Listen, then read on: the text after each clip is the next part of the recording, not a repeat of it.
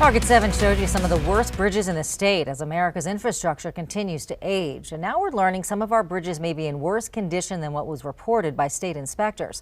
Here's Jason McNabb. Many of our viewers watched our investigation into the state of New Mexico's bridges, and they sent in concerns of their own that they'd seen across the state. So we traveled to them to see how they looked, and what we found raises questions about the inspection process. This pair of bridges carries I-25 through the town of Springer, New Mexico. They've seen better days. Above me is Interstate 25 here in Springer, and the bridge holding it up is showing a lot of visible wear and tear. As you can see, there's concrete chunks all over the ground that have fallen off from the bridge, as well as showing frayed and visible rebar, including this that's actually fallen right from the bridge, of which nearly 2,200 are federally owned. When we initially told you about this, we found more than 1,500 bridges rated as good, over 2,300 fair, and 181 were poor. At the time of our investigation, we interviewed bridge experts from the Department of Transportation. They told us they inspect bridges every 2 years. There are some caveats to that. If the bridge is in a poor condition or if there is a concern, we will inspect it more frequently. After our investigation, anyway, calling on that bridge there in Springer coming off it goes over I-25. And we received calls on our tip line from viewers reporting several bridge issues. But when we dug deeper and looked at the map of these bridges,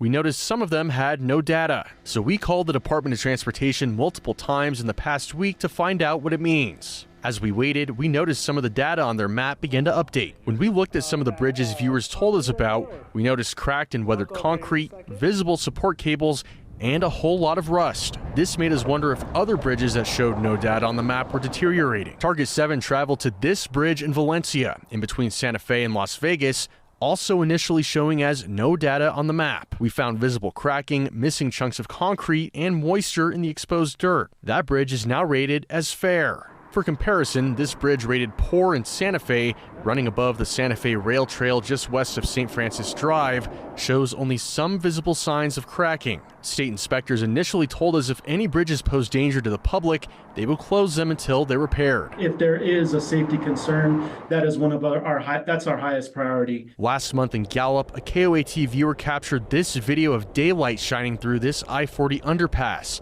graded as fair on NMDOT's map. KOAT crews recorded NMDOT patching the hole in the damaged freeway just days later. The Department of Transportation told us drivers had nothing to worry about. The traveling public should feel safe. And why do some bridges graded fair appear to be in visually similar or even worse shape than some graded as poor? In an email response, NMDOT said, quote, "We updated our online records after KOAT highlighted the NA in our reporting. We recognize this reporting was confusing. Bridges with routes underneath them are labeled under.